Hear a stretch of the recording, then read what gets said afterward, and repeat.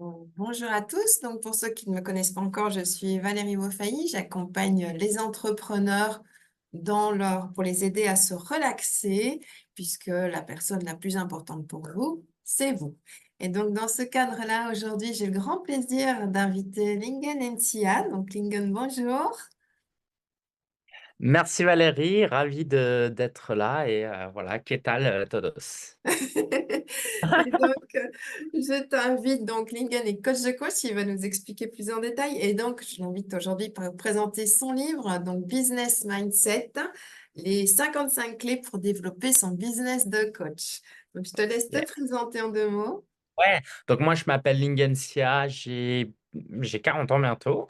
Je vis en Alsace, je suis marié, j'ai 3 enfants. Et ça fait 15 ans maintenant que je suis entrepreneur et effectivement, je suis coach de coach, je suis formateur de coach. Je me suis retrouvé à accompagner des coachs parce que mon business a décollé le jour où moi-même je me suis fait accompagner. J'avais jamais été coach auparavant et ça a eu un tel impact dans ma vie parce que ça a changé ma façon de voir les choses. Jusque-là, je pensais que développer mon business, c'était simplement connaître les bonnes stratégies et les mettre en application. Il s'est avéré que je connaissais les mêmes stratégies que mes concurrents, mais je ne les mettais pas en application ou je les mettais d'une manière à m'auto-saboter. Donc, ce n'était pas la même chose. Et bizarrement, je n'avais pas les mêmes résultats. Du coup, j'ai commencé à explorer pourquoi je me sabotais sur ce chemin-là. Qu'est-ce qui faisait que je ne m'autorisais pas à réussir? Donc, mon coach m'a aidé à travailler la partie mindset, ma façon de penser, à aller débloquer mes croyances limitantes, mes peurs. Et j'ai trouvé ça tellement puissant. Mon business a doublé de taille d'une année sur l'autre que je me suis dit, OK, je veux aider d'autres coachs parce que c'est un superbe métier et je veux aussi accompagner des coachs. Je me suis formé en autodidacte en tant que coach et je me suis dit que c'était tellement plus puissant de poser des questions, de faire réfléchir les gens que de leur dire quoi faire. Donc, c'est comme ça que je me suis retrouvé coach de coach. Et dans le livre Business Mindset, j'apporte un peu tout ce que moi j'ai appris sur moi, tout ce que j'ai apporté aux clients et qu'on a travaillé avec les clients. Donc, c'est vraiment des réflexions qui viennent du terrain et c'est la garantie de rafraîchir sa réflexion en tout cas et son approche entrepreneuriale. Donc voilà dans les grandes lignes. Et aujourd'hui, on a une équipe, donc coach en mission, j'ai mon petit logo là. Je suis très fier de mon équipe, hein. On est 5 maintenant en tout. Et on accompagne près de 100 coachs et entrepreneurs chaque année. Super. Bon, bah écoute, parfait. Alors, on va revenir justement sur ce super bouquin. Moi, je voulais revenir sur certains points de ce que tu as décortiqué, entre guillemets, en déclic. Donc, notamment, tu parles d'une partie de trop de développement personnel peut nuire au mindset. Alors, si tu peux nous Ah, développer ça. ouais, alors effectivement, euh, on est dans une ère où le développement personnel est à la mode et en soi, c'est une excellente chose. Moi, je pense même qu'on devrait l'enseigner à l'école. Le problème du développement personnel, et c'est pas la faute des gens, c'est que la plupart des gens ont cet outil, mais ils n'ont, non, ils ont ces connaissances, mais ils n'ont pas de levier pour agir. Tu vois, le pouvoir de la gratitude, voir les choses autrement, être, avoir un mindset d'abondance plutôt que voilà, plutôt que de tout le temps être négatif. Tu lis ça, c'est bien, tu dis ça a l'air intéressant, mais au quotidien, comment tu mets ça en application? Et le problème, c'est que plus tu lis, plus tu te dis: «Il faudrait que je pense ça, il faudrait que je fasse ça, il faudrait» et tu commences à te juger parce que en fait, tu as pas le terrain et les outils pour mettre en application. Donc tu te sens de plus en plus nul, tu te décourages et tu dis: «Oh, mais tous ces auteurs, tous ces gens sur Instagram, ils arrivent à être dans la loi de l'attraction. Moi, je suis tout seul, dans ma chambre à lire mes livres» et du coup, tu perds en confiance alors que c'est censé t'aider.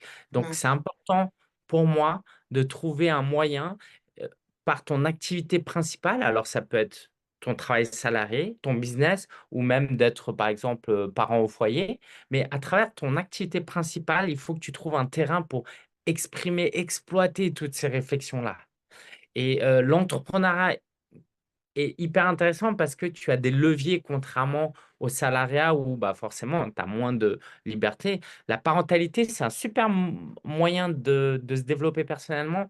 Le problème, je mets des guillemets parce que le problème, c'est pas les enfants et la parentalité, mais le problème de la parentalité comme terrain d'expression de son dev perso, c'est que tu as trop de facteurs que tu ne contrôles pas. Les enfants qui pleurent, les enfants qui sont malades, les enfants qui se comportent comme ça, l'école, non, et tu ne contrôles pas. Alors que l'entrepreneuriat, en tout cas en théorie, c'est toi qui maîtrises tout. C'est Tu as la possibilité de faire ce que tu veux et c'est le meilleur terrain pour moi pour préparer, pour développer pour déployer son développement personnel. ça. D'accord, super. Alors justement, une approche, tu parles de famille, j'aime beaucoup aussi chez toi, c'est que justement, tu gardes le côté famille avec le côté business. C'est-à-dire que tu n'occultes pas du tout ta partie perso, tu la mets même en avant dans ton business et ça, j'aime beaucoup. Donc, c'est vraiment l'importance de la côté pro et perso qui est très sympa. Et c'est vrai que beaucoup de gens ont du mal parfois à gérer, d'avoir un bon équilibre entre le pro et perso. Ouais. Euh, On va attaquer tout de suite un sujet un peu sensible pour beaucoup de gens. Et attention, mon but n'est surtout pas d'imposer une croyance et de dire que c'est comme ça qu'on devrait faire. Surtout, surtout pas. Mais moi, par exemple, il y a un sujet qui est sensible, c'est d'exposer ses enfants en ligne. Et notamment quand il s'agit d'exposer ses enfants pour développer son business.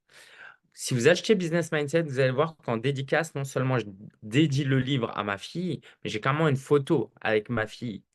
Et pourquoi c'est important pour moi d'aller sur ce terrain-là?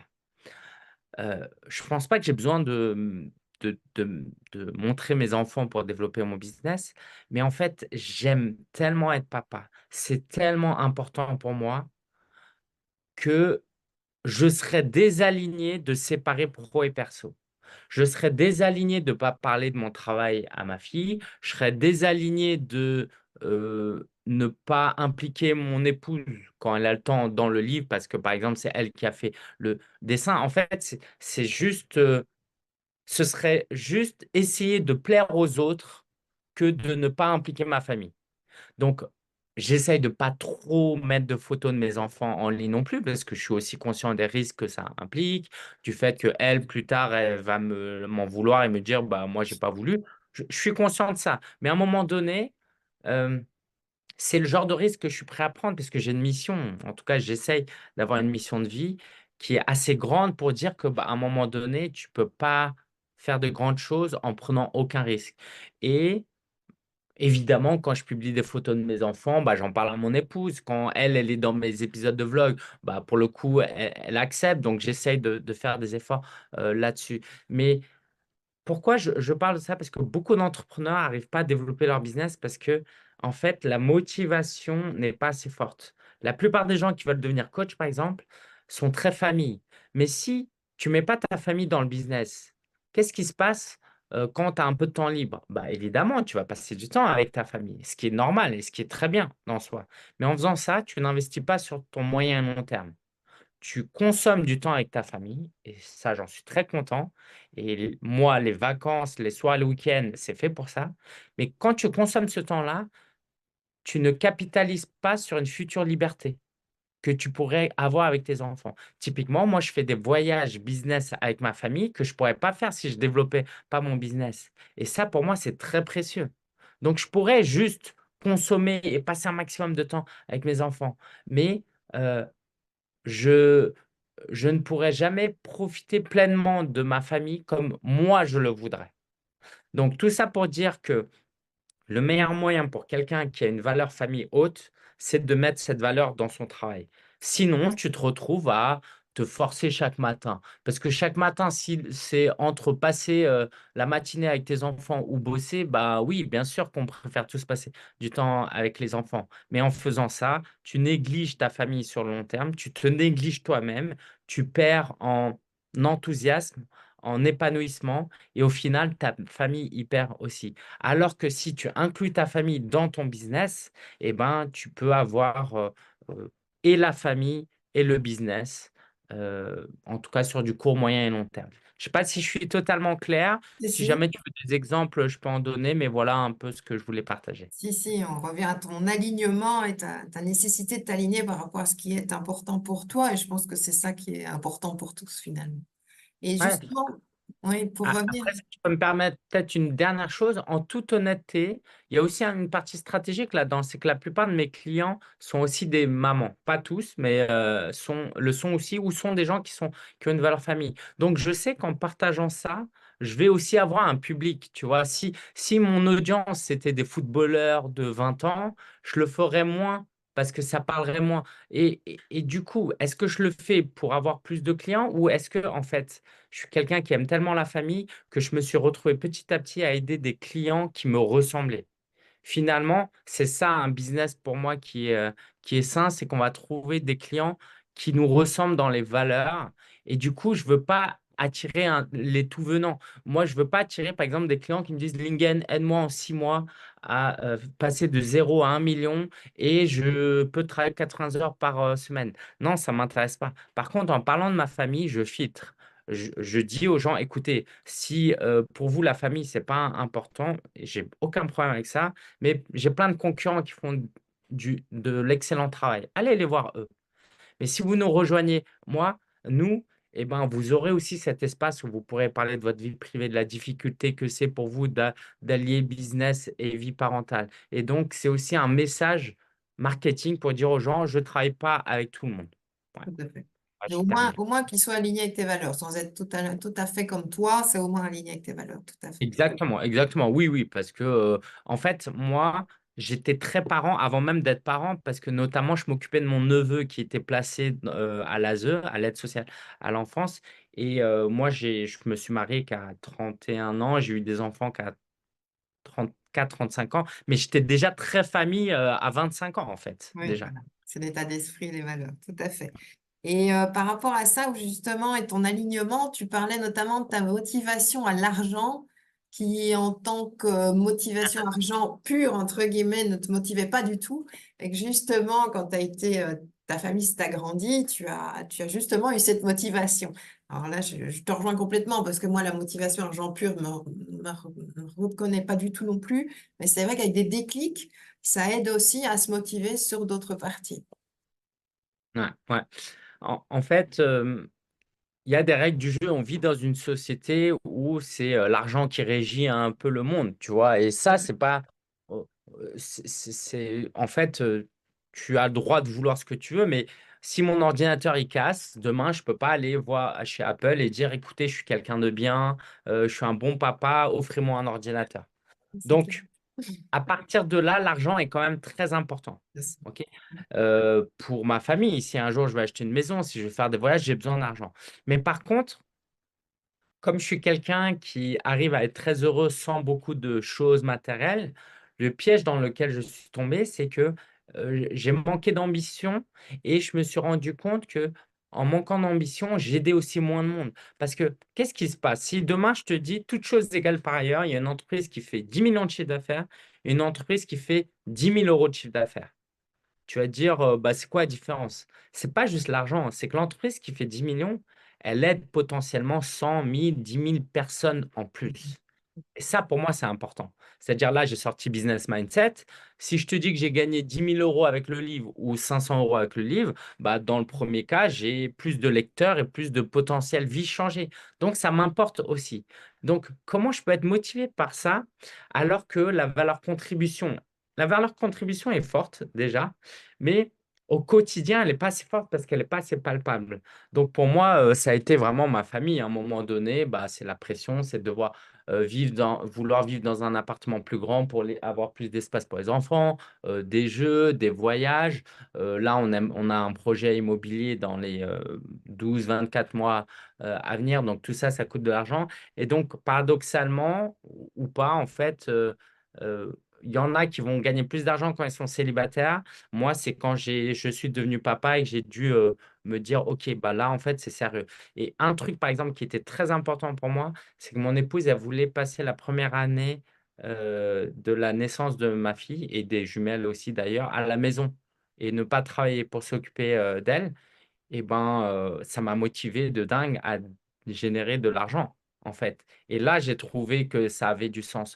Donc, connecter ça, c'est important que si, par exemple, aujourd'hui, financièrement, c'est compliqué, faut réfléchir à votre projet à 3 ans, 5 ans et essayer de rapporter ça aujourd'hui. Je le fais, mais pour ça. Il y en a, ça va être créer une association, il y en a, ça va être de prendre soin de sa famille, il y en a, ce sera des voyages et j'ai même envie de vous dire que, par exemple, pour des projets anodins comme écrire un livre. Écrire un livre, on pourrait se dire: «Ça coûte pas d'argent», mais en fait, ça coûte énormément d'argent. C'est ce qu'on appelle un coût d'opportunité. Par exemple, quand j'écris Business Mindset et que je le publie et que je le promeux, ça me prend des centaines d'heures à moi et mon équipe. Ça veut dire que c'est du temps que je ne peux pas utiliser pour vendre autre chose. Bien sûr. Donc ça me coûte de l'argent. Je sacrifie de l'argent que je pourrais gagner pour ça. Donc si demain vous voulez juste écrire un livre, en fait, ça coûte de l'argent. Ça veut dire qu'il faut que le business tourne, par ailleurs. C'est un luxe un peu d'écrire, un livre. Donc, voilà un peu, comment j'ai petit à petit activer des leviers pour, générer des revenus et aujourd'hui, je me retrouve dans une situation où je plafonne à nouveau à 200 000 € de chiffre d'affaires annuel parce que j'ai pas d'autre motivation pour aller plus loin et ça, c'est mon nouveau challenge, tu vois? Donc il y a le projet immobilier qui est en train de me motiver à passer un palier, mais tant que j'ai pas d'autres projets, bah, je me contente de ça et c'est ni bien ni mal dans l'absolu, si ce n'est que faut être conscient de sa situation et quand on est jeune ou entrepreneur, pas forcément jeune en âge, parfois on peut être un peu, candide, un peu naïf. D'accord, bien, merci. Une autre fausse croyance qui est très, très répandue et sur laquelle tu as un peu développé aussi, c'est: «Pour réussir, il faut travailler dur».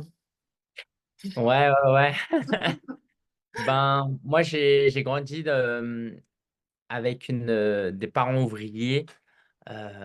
Donc forcément, c'était une autre époque.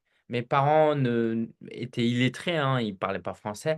Donc le seul moyen pour gagner plus d'argent, c'était faire plus de babysitting. Ma mère elle faisait de la couture, donc tu étais payé, à la pièce, du coup. Donc fallait plus tu faisais de babysitting, plus tu faisais de pièces de couture, plus tu gagnais d'argent. Donc c'est très dur quand tu développes ton business après de penser différemment et en fait aujourd'hui internet change les choses.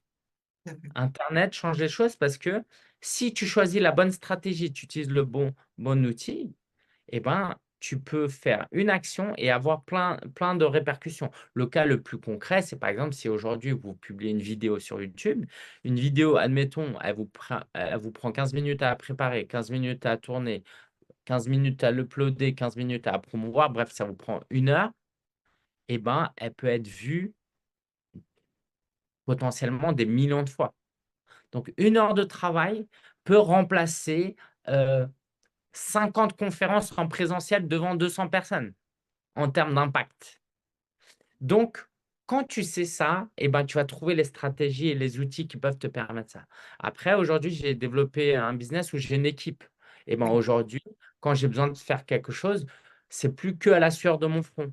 Pendant mes congés, pendant mes vacances, j'ai une équipe qui peut avancer. Ça aussi, c'est assez nouveau. Mais ça, non seulement c'est difficile intellectuellement parce qu'en fait, on n'a pas appris ça, mais c'est aussi difficile à un niveau mindset et émotionnel, dans le sens où parfois on se dit: «Mais qui suis-je pour mériter ça?» Tu vois? C'est comme, bah, la première fois, je sais pas pour toi, mais la première fois qu'on a fait appel à une femme de ménage, tu sais, il y a eu un choc, il y a eu un côté: «Mais c'est de l'esclavagisme, ça se fait pas, on demande à quelqu'un de nettoyer les toilettes à notre place, mais qui suis-je? Je suis prétentieux», mais tu vois? Il y a tout un travail qui est très, très difficile intellectuellement. Donc même quand tu as de l'argent, même quand tu as des moyens, de se mettre dans cette identité de quelqu'un qui peut sous-traiter, qui peut, activer des leviers qui multiplient par, 1000 ton action, et ben, tu vas te saboter parce que tu vas dire: «C'est trop beau pour être vrai, je ne mérite pas ça, c'est trop prétentieux» et cetera et on se sabote et c'est dommage parce qu'en réalité, bah, ça fait de mal à personne, ça fait même du bien aux gens et ouais. puis, bah, c'est la responsabilité de chacun. Ma femme de ménage, je la force pas à venir, Mmh. évidemment. Et elle est contente, elle a du boulot, donc c'est bien, tout le monde y gagne. Ouais, Sûr que ouais, tu connais. complètement. Tu parlais aussi de travailler plutôt ses forces que ses faiblesses. Ouais, ça, c'est un livre, qui s'appelle «Découvrez vos points forts», qui est, traduit d'un livre qui s'appelle StrengthsFinder et qui m'a beaucoup aidé. C'est un test que j'ai fait et je me suis rendu compte que j'avais des forces dans ma vie personnelle que je ne capitalisais pas dans ma vie pro parce que je pensais que c'était, c'est ce qu'on pensait avant, hein. Il y a la vie perso et il y a la vie pro. Et j'ai fait ce test et par exemple, une des forces, c'est ma capacité à sociabiliser, à connecter avec les gens. Et effectivement, dans ma vie personnelle, je faisais pas mal de choses. Et je me suis dit, mais c'est quoi le rapport? Qu'est-ce que je vais faire de ça? Tu vois? Et ce livre m'a aidé à voir que nos forces dans la vie personnelle, si on arrive à les mettre dans notre vie professionnelle, et c'est pour ça que, par exemple, tu vois, pour reparler des mamans, les mamans ont plein de qualités qu'elles pourraient réutiliser dans leur vie pro. Et ben, ces qualités-là, comme ma facilité à connecter, et ben, ça m'a permis de créer une conférence, une des toutes premières conférences en francophonie, pour les entrepreneurs web, hein. J'ai fait ça en 2014 à l'époque.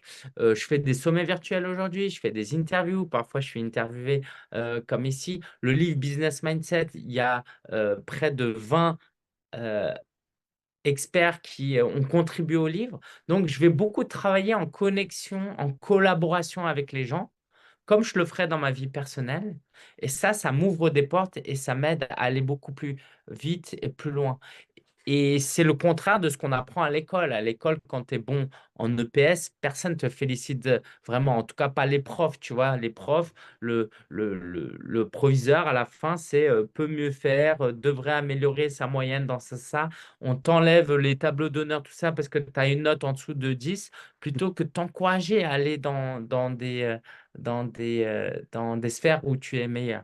Et du coup, c'est important en tant qu'entrepreneur de capitaliser sur là où on est bon et là où on est moins bon, d'abord d'essayer de voir comment on peut ne pas, ne pas travailler dessus. En fait, il y a des choses dont on n'a pas besoin de travailler dessus. On n'est pas tous obligés, de maîtriser, la géologie pour avancer dans ses études, tu vois? Donc la première chose, c'est de voir ce dont on n'a pas besoin et là où on est peut-être moins bon, mais qu'on a quand même besoin, par exemple dans l'administratif, et ben, on voit comment on peut le sous-traiter.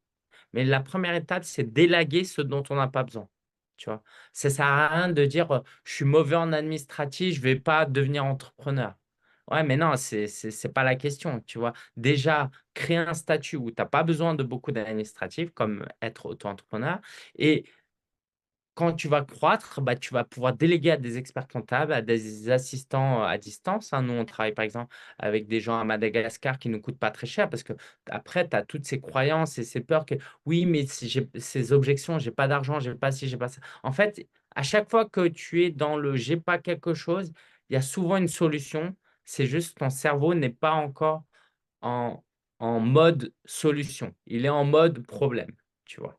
Donc voilà et donc quand on capitalise sur ses forces et ben ça là c'est là où on devient, bon et je terminerai par le point suivant, c'est qu'il y a une différence entre être compétent à un instant T et avoir du potentiel à un instant T.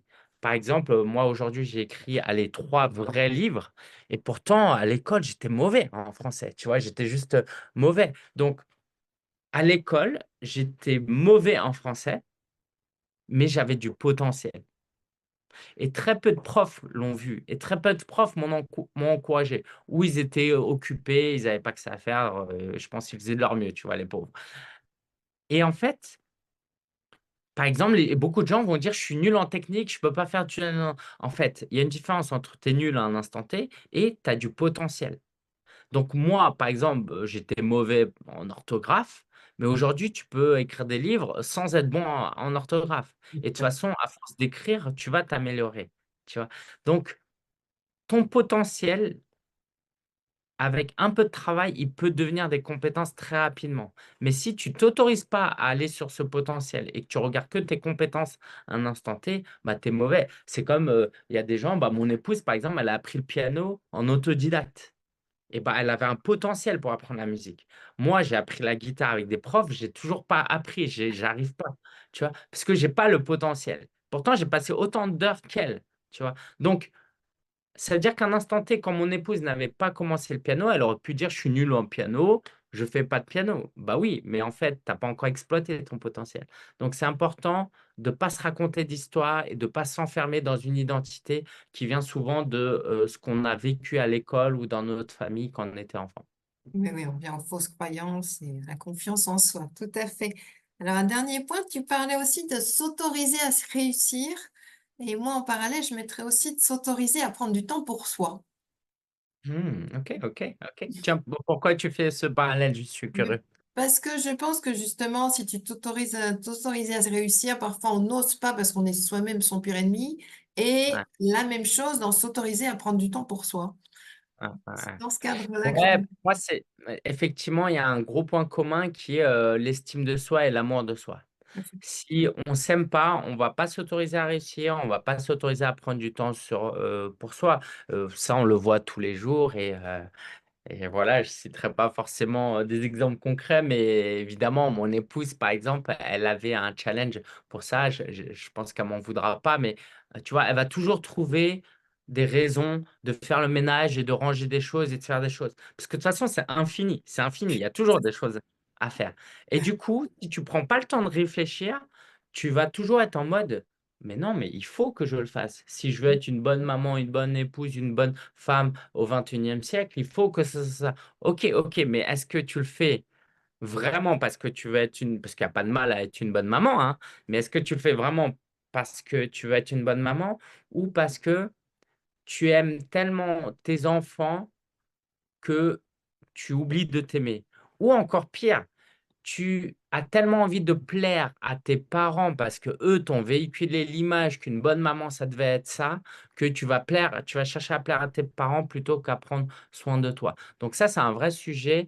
Euh, Comment s'aimer plus, tu vois? Moi, j'ai ma foi qui fait que j'ai cet amour divin que je reçois et du coup, bah, je sais que j'ai de la valeur de manière inconditionnelle et je l'ai compris ça je l'ai compris très jeune donc moi j'ai pas de mal à prendre soin de moi, un peu trop selon mon épouse par exemple et par contre s'autoriser à réussir, j'ai quand même un peu de mal parce que moi je suis un peu emprisonné dans cette image de je suis un enfant d'immigré qui est allé dans une école ZEP, qui a grandi dans la pauvreté, c'est déjà très bien ce que j'ai accompli, tu vois?